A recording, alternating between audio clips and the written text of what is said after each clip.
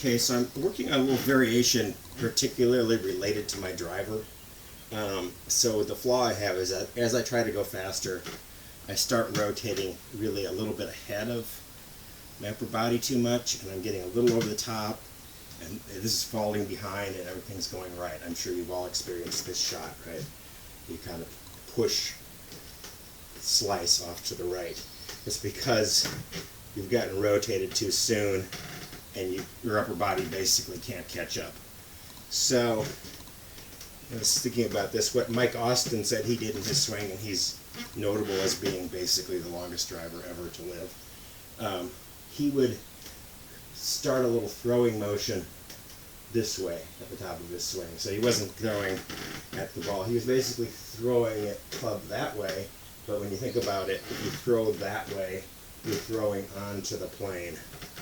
So what it does is it gets you, so if you get to the top and rotate first, you've gotten yourself over the plane. If you get to the top and get a throwing motion this way a little bit, you get yourself back down onto the plane, and then you can go through. So basically it's a feeling of throwing and releasing just there. So the throw starts here and it releases there. So let me show you.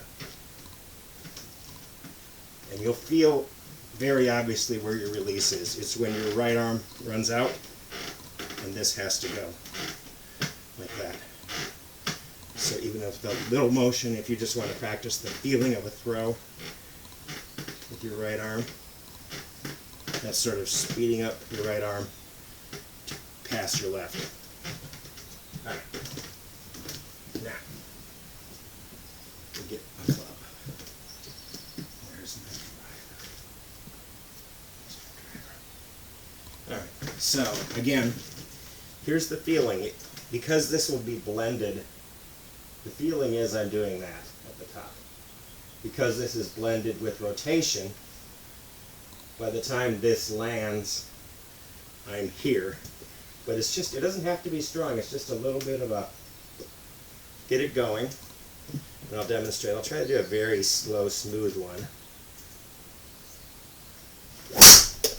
It's just giving it a little head start. And when you do that, I think your body just sort of naturally, responds and turns and does all the things, and I'll give you a view of that, all the things that it needs to do for a good swing, but you don't get this feeling of being constantly behind and then, uh-oh, I've got to let it go. So you're not dragging all the way around, you're getting your upper body to catch up. There's also a very famous Tiger Woods video about this idea that Butch Harmon had him doing this because that was his thing to get, when he was young, get way ahead. And so this is to basically sink your upper body to your lower body, especially with a driver. So to the top, I'm going to throw this way and then go with it. So it basically feels like it's one move all the way from the top through the ball.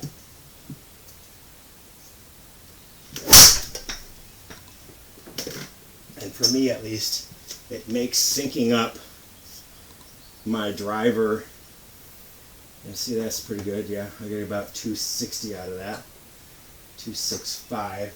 So it makes syncing up my driver with my body turn much easier.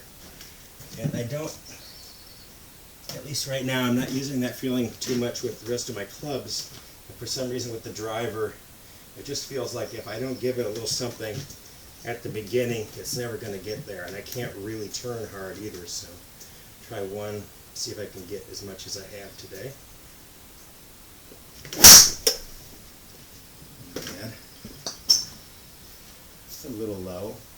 Didn't quite catch the center of the face on that one, but still good. Two. What I can do, I think I have a little more, 266. Maybe have a little more in me if I were to catch the middle of the face. That had a little more speed, but did not very good contact. If I can get maybe to 270 here. And here's the feeling, throwing up there.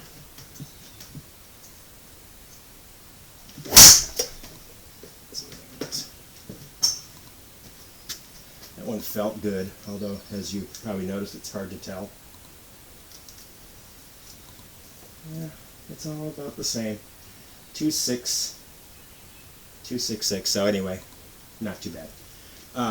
Give it a try, especially if you're one of those people that, like me, when you attempt to go harder, you end up with this uncontrolled thing that keeps going off to the right. That's basically your body ahead of the club and your club just not quite catching up.